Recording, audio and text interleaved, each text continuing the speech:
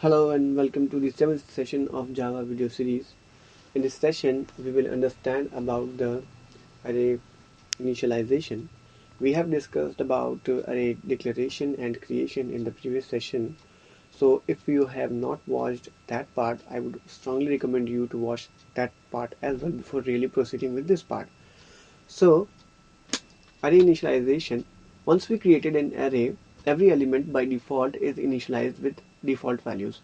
So say if I declare and create an array of type int, then before really giving the values to the elements of the array, the default values that will be provided to the int type is 0. So if the array is a one-dimensional array of type int, then all the elements will have a value 0 inside them by default.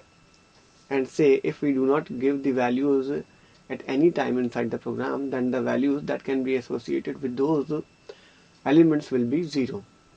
So let me give you an example in this case. Say I have an array over here and I have not given any value to the x array, right? And I am trying to print the element x over here.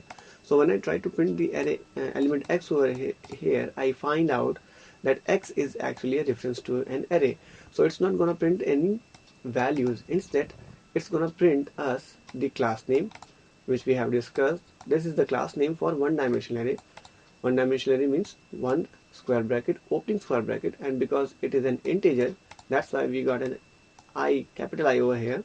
Then it will print @ symbol, right? And after @ symbol, it's going to print the hexadecimal number form. This number is a randomly generated number. So this will be the output for the first print statement inside Java. In the next println statement, we print the x0. So we are accessing the first element of the one-dimensional array. And we know that the first element of a one-dimensional array is the element itself. So the value associated when we do not give customized value to the array elements in case of int is a default value, which is 0 in case of Java. So 0 will be printed onto the screen. So let me quickly copy this thing and run this for you by pasting the code inside a test file, saving the code so that the changes done by me are clearly visible inside the program. So that's how we got the value C, and an opening square bracket, then an I, then @ symbol followed by a randomly generated hexadecimal number, and then a 0, which is the default value for int, right? So if I try to recompile the program, maybe I will get some different value or not, but you will definitely get a different value depending upon the hash code technique that your system is using. And I got the same value, so it's using the same value once again. Say after shutting down the system and I run it once again, I will definitely get a different randomly generated value over here, but definitely you will get a different value, right? So this part being said, so what it does, it gives the, in case of reference variable array x, it gave the class name followed by @ symbol and then a hexadecimal number. So next point states that whenever we are trying to print any reference variable, which was x in the example, internally toString method will be called, right? We have a default method available, toString, which will be called, and the return type of toString method is string. It means after calculation it is going to return string. Alright, it is going to return a string. So that will be called, and that function is going to give back the string in the following form. What is the form? Class name, which we have seen, @ symbol, which we have seen, and hash code in hexadecimal form, which we have already seen. So this is one point about array initialization. 2 points are very much clear. Now coming to the next example, the next example states that int array, double 2D arrays are there with x as a reference variable. Then we have the dimensions of the array, right? We have created the array. Actually this figure is wrong over here. It contains 3 elements over here, which is right, but in the first element case it should be a 3 element as well. It should be 3 elements. So please consider one more element over there in this slide, So it means new into we have two arrays, we have two elements which have the capability of pointing to two arrays, two 1D arrays, right? Because it's a two-dimensional array. It's a two-dimensional array. It means the first array contains two elements, right? Two elements. These are the two elements. These are contained by the first array, and these two elements have the capability to point to one-dimensional arrays, because these two elements are actually 2D arrays, and these two have the capability to point to 1D arrays, and those 1D arrays have three elements, and those 1D arrays have three elements each. So I hope my point is clear. Once again, I have explained these things very clearly in my first video. So let's move on and see what the example says.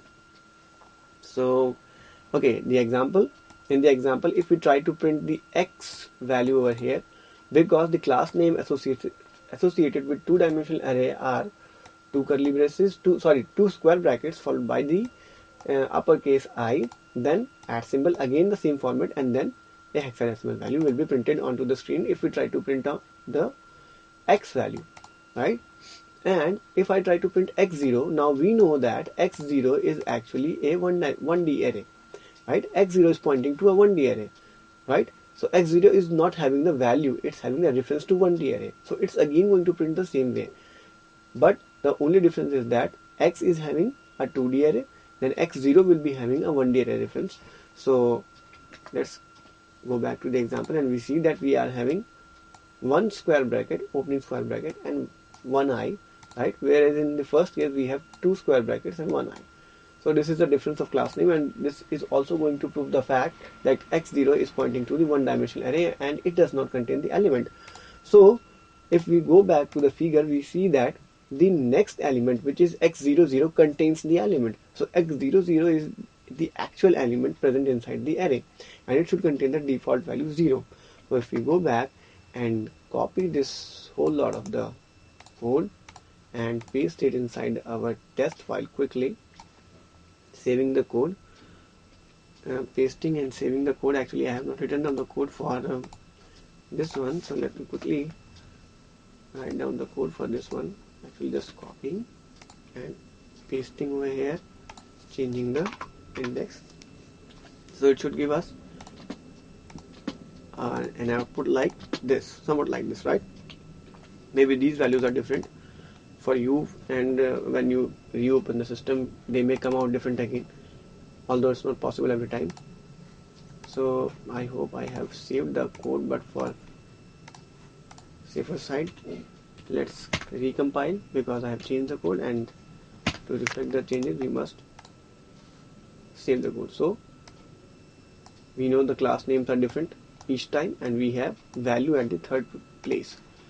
So that part being said, let's move on to the next point, which states, okay, we have another example over here. It's also a two-dimensional array with x as a reference. Now x is a reference with two-dimensional array, so first it is having two elements, right? So these two elements have the capability to point to one-dimensional arrays of the size which we can specify in the next square brackets, which are over here, right?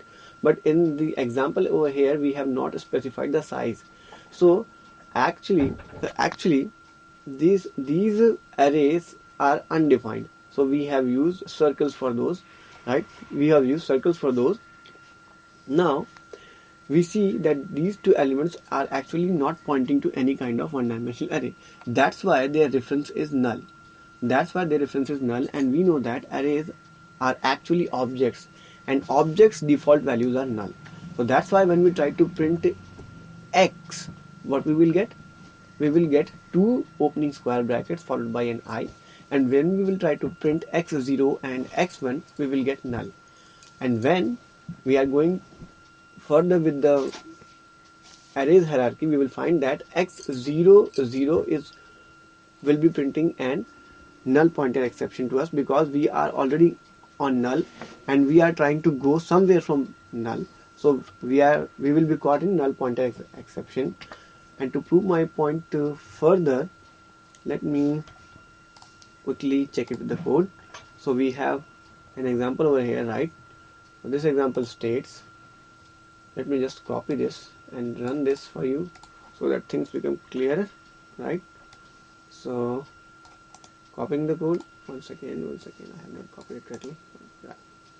Copying the code and then pasting once again over here inside the test file, and there quickly pasting and saving it once again, and quickly moving on to the command prompt works fine, and here we go. We can see from the example over here and the user screen that we have no error during compilation, right? No error during compilation, but at runtime we find that the class name is alright, 2D, it's perfectly okay with X, and then X0 points to a null because it doesn't point to any kind of array. That's why the object reference, we are dealing with arrays, and arrays are objects, and default values for objects are null. So that's why null is printed. Null is also a reserved literal. Okay. Then we are trying to go from null to an element where we do not know actually the position. So that's why we are going to get null pointer exception in this case, in the third case, right? Moving on further with the example, we see if there is another thing. Yeah, we are now on to the second slide, right? We are now on to the second slide. I would like to make it clear. Once we create it, right? If we try to perform any operation on null, then we will get a runtime exception saying null pointer exception, right? This is the point we have discussed. Once we created an array, okay, we can create array using the new operator because array is an object. So once we created an array using new operator, every element by default is initialized with default values, right? And if we try to access array with out of range index, like in the example we have discussed, either a positive or negative, then we will get runtime exception saying array index out of bound exception. Actually, I'm quite lost in my slides. Alright, let's just discuss. So if we try to perform any operation on null, then we will get the runtime exception saying null pointer exception. Once we created an array, every array element by default is initialized with default values. If we are not satisfied with default values, then we can override these values with our customized values. So this is the point which comes to our side. So we can give the customized values as well to the arrays. How can we do that? We can see the example over here. We have declared X, then we have created it, right? So this is the creation of array, and then we have explicitly used the indexes of the array and given it the values that we wanted. So here this is 1, actually this would make it 10. So x0 is 10 means the first element has a value 10, then second element 20, third 40, and so on and so forth. We see that we have declared a capacity of array to be 6. So the seventh element or the seventh index is not possible. Similarly, sixth index is also not possible because total number of elements are 6. So 1, 2, 3, 4, 5, 6. So after fifth index, if we try to access the sixth index, we are going to get the array index out of bound exception. It means at compile time we are not going to get any error, or the compiler is not going to flag any kind of error stating that okay, you are going above the limits of indices, right? Only at runtime it's going to say that array index out of bound exception has occurred. So x7 is out of bounds, -6 is negative, and then 2.5 is also not allowed. It's going to say it requires an int, whereas it found a double. So it's possible loss of precision. It's kind of the errors we are going to get. Let me quickly comment these out and run these things, because this is a compile time error. It's not going to compile. Let us compile. So in the first place, let's just comment out the compilation errors and see the errors related to the runtime. So quickly coming to the working exception, I'm sorry, right, program, saving the code, running the code, quickly, come on, right, compile successfully, but at runtime it should give array index of out of bound, and I did not get the error. Why? Okay, we are again running the same program, so it means I have not saved the program, right? So it proves another point that if you are not saving the program, it's not going to give the reflected changes, right? So program compiles successfully, and then it gives the null pointer exception once again. Wow, what is the problem? Okay, the problem is I have not copied down the code. Control C, or I have not pasted it down. I'm not able to see the silly mistakes of my program as well. This is hopeless. Anyway, let's once again quickly run this code and see what's the problem. Yeah. Okay, there is an error. It says 5 errors are there. Why? Because x5, right? It states semicolon is expected, right? So we have to write down semicolon after each value over there, not commas. Second and third, and this is the fourth value. This is the fifth value, and now we are good. Saving the code, compiling it fine. It's going to compile fine. It's going to give us the expected error come. Okay, the job of 2 or 3 minutes is taking 10 minutes of time, so I'm sorry about this. Now let's quickly uncomment the line over here and see the related error which will come out, and it says found double required in possible loss of precision, right? Sorry, possible loss of precision over here. Possible loss of precision over here. So this part being done, let's quickly move on to the next point present inside the slide. So once we created an array, every element by default is initialized with default values. If we are not satisfied, we can customize our values as we have seen in this example, right? So if you are trying to access array without of range index, then we will get the array index out of bound exceptions. Okay, this is the part where we have discussed about the array declaration, array creation, and array initialization separately. Now say we want to do all the things, that is declaration, creation, and initialization in a single step, then we can do so by like this. This is a declaration. Now this part is a creation, whereas this is the initialization or the customization of the elements inside the arrays, right?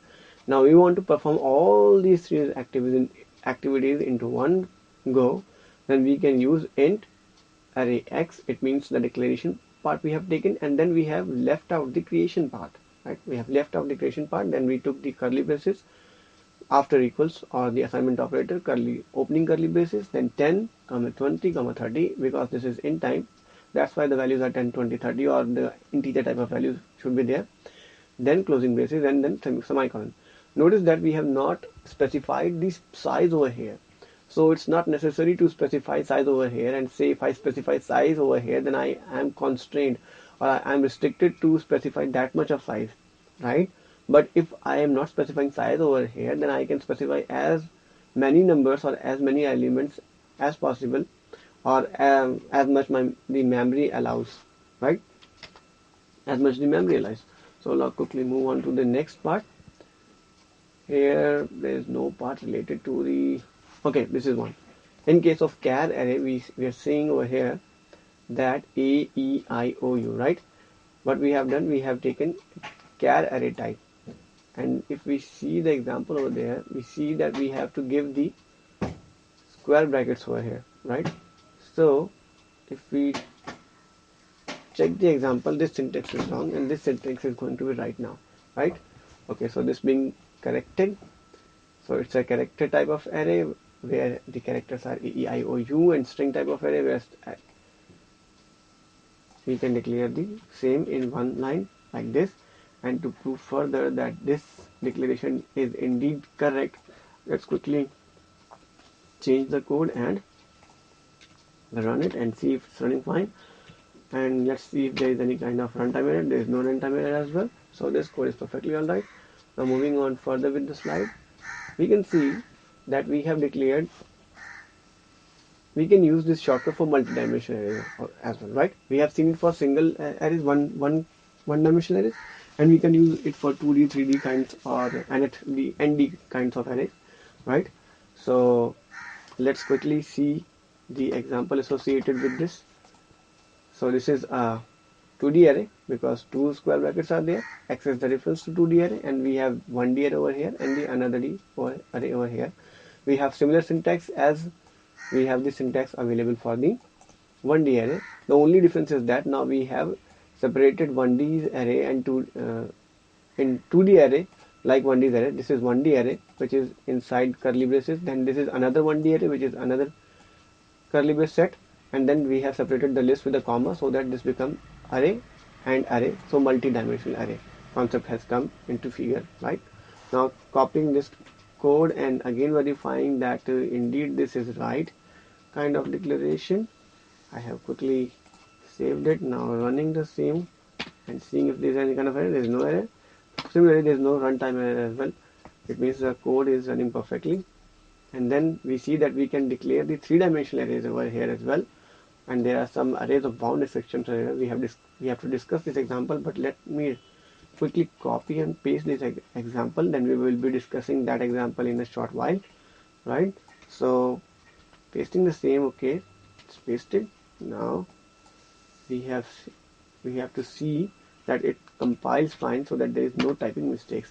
Okay, there are indeed typing mistakes because it says what it says. It says where are the errors? Right, comma, and I think it's a dot where I have put in a comma. I should have to put a comma. Yeah, this is a dot. It's a full stop. That's why it's giving an error. And then we can again see that it's not giving any error and it's perfectly fine. So that was a dot and not the comma. Let's quickly discuss this example from the slides. So the example says that we have an array, 3D array, and these are the elements. This is the 1D, this is another 1D, another 1D, and another 1D, right? So we have 4 1Ds available to us, but the hierarchy says that first element of the array will be pointing to a 2D, and then 2D will be pointing to 1D, right? This will be the hierarchy. So according to the figure, first X reference like Y is pointing to the 1D, and 1D again pointing to the array elements over there, right? So 3D pointing to 2D and 2D pointing to 1D. So this is the classification, or this is the breakup of the arrays, the dimensions of the arrays inside the Java. So we have the dimensions available with us as there are no dimensions available with us, but we have to find out the SOPs of x0, 1, 2, 1, 0, 1, 2, 0, 0. So let me quickly solve this one for you, and I will be solving 0, 1, 2 and 1, 0, 1. I will be solving only 2. Okay, so 0, 1, 2. So 0, 1, 2. So this is 0, and then we are going to 1, right? And then we are going to 2. So the answer is 60, right? It's very clear answer. You can see we are going from 0, okay, and then 1, and then 2, right? So 0, 1, 2 means we are moving from 0, right? And then on to the 0 we are going to 1, and then from that 1 we are going to 2, right? Once again, see, from 0th one we are going to the on which 2D it's going to point. We are going to move to that 2D array, and from that 2D array we are going to move to the indexed array, right? Indexed array. From that indexed array we will move further down and find out the element. So these are actually the levels of the arrays which are associated with one another. 3D points to 2D, and 2D points to 1D, and 1D considers the element, right? So we have 1D over here. So we will be going to the next element on the top level, and then from the top level we will be moving to the first one, and then from first one we will be moving to the second one. So the 80 will be the reply of this question. So 1, 0, 1, 1, then 0, and then from that to 1, right? This is 1. From the 1 we are going back, we have to go to 0, and then from 0 we have to go to 1 again, right? The 0 is pointing to this point, and then from that point we have to move to index 1. So 0 and then 0, right? No, 0 and then 1 and then 2 will give us 60. 0 and then 1 and then 2 will give us 60, and over here 1 and then 0 and then 1. will give us 80. If we see other examples, we'll find that 200, right? 200. So there is no 2 over here. So we are actually going out of bounds. So that's why we got the error in the first place, right? Then if we see 120, we have to see 120. Then 1 is over here, and then we have no 2 over here. We have 0 and 1 over here only, right? That's why we are getting the array of index out of bound. Now 210, again 2 is our index out of bound exception. So this is going to give these much of errors. I hope the point is very much clear. Let me quickly run this now, because I have already compiled this, and see that I'm going to get the array index out of bound after 60 and 80, right? So let me comment this out, save this one, and I'm sorry, let's copy this one first. Copy the whole code once again.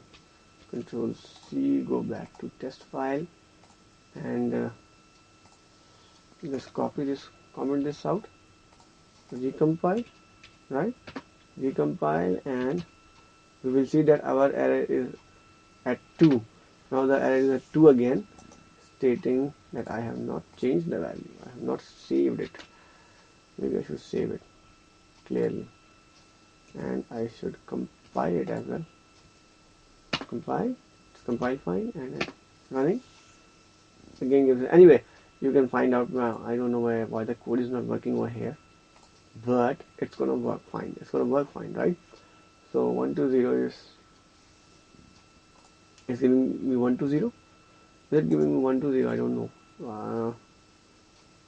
Oh no, it's not giving me 120. Okay, why the problem is coming with the code? If I see again, I see that 2. It should give it all, right? So I should just comment this out to see that actually the code is getting changed every time, and I am getting the error for this one only, right?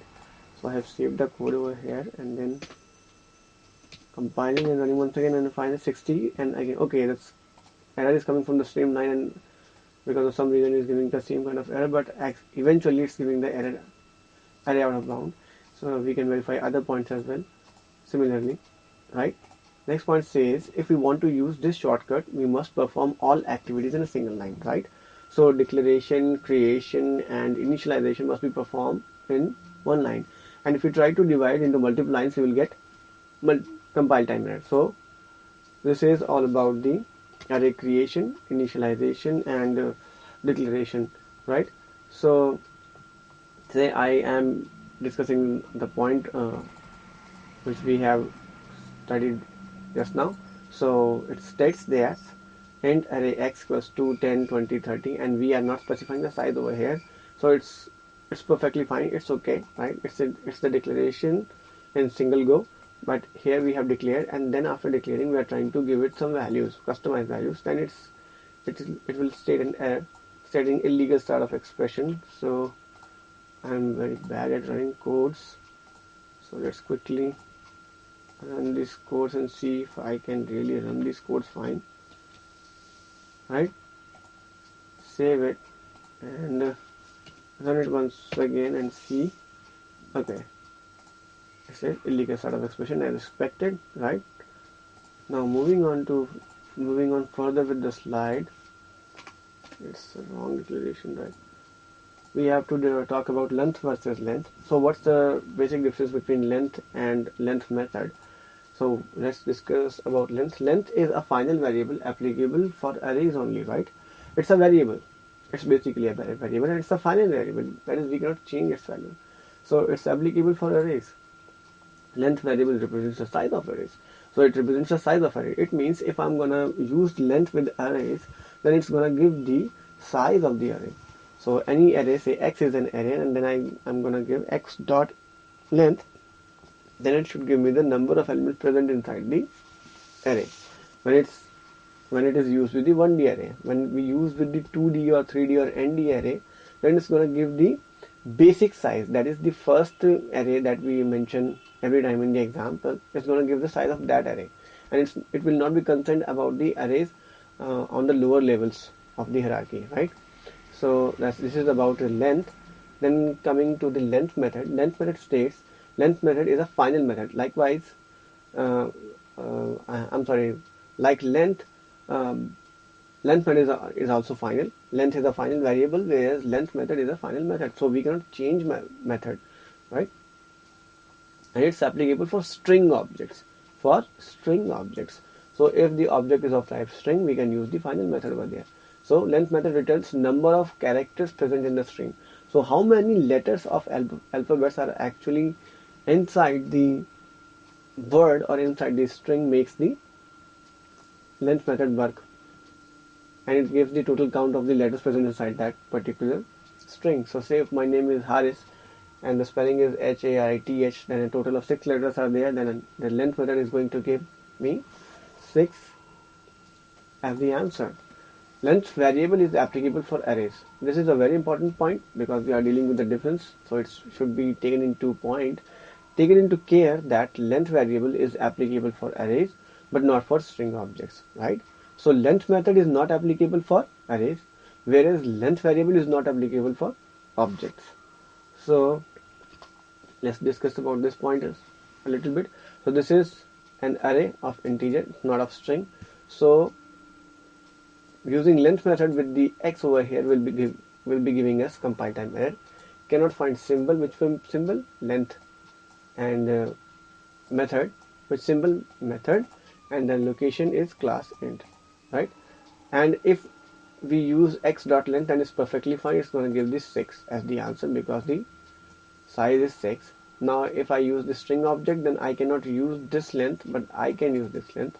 So if I use this length, it's going to give me java.lang string error, and with this method it's going to give me 6.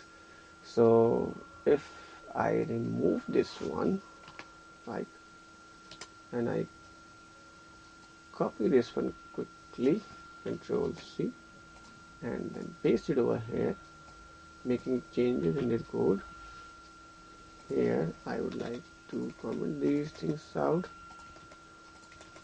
quickly, right, and then taking the declaration to the upper part, saving the code and saving once again, and then trying to compile the code, and we find that there is an error because we cannot find symbol, right, like this, variable s of type string, and then there is x.length, cannot find symbol, method length. Both the examples are verified.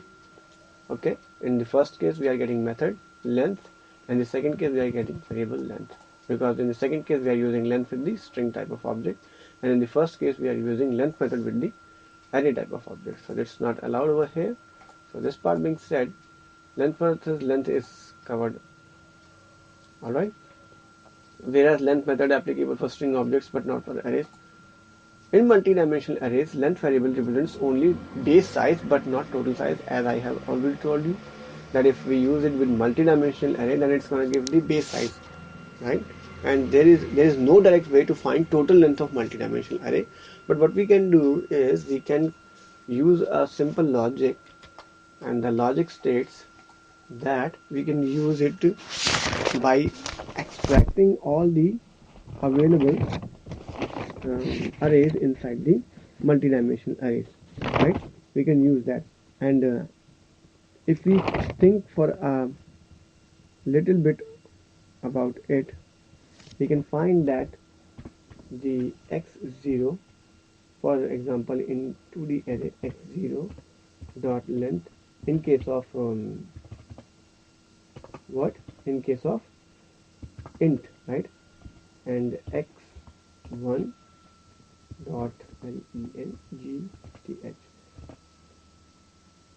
plus dot, right? So this code is going to work for 2D arrays because x0 is going to point to 1D array, right? x0 is going to point to 1D array. Similarly, if we are dealing with the multidimensional array, we have to take into care the indexes and the reference variables association with each other, and then we can use the length object. This is for arrays. For strings, say for example x is a string over here, then we have to use a bracket over there, right? So this part is very much easy, and if we take a little bit care, we can easily answer the other questions without getting into any kind of trouble, right? So I think this is very much clear. This is end of slide as well.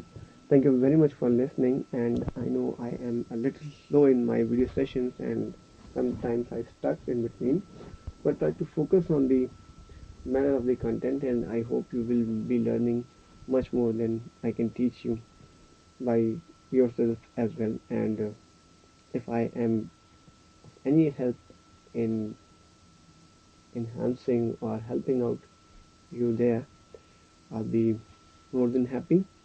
Thank you very much for listening. Have a great day. Bye.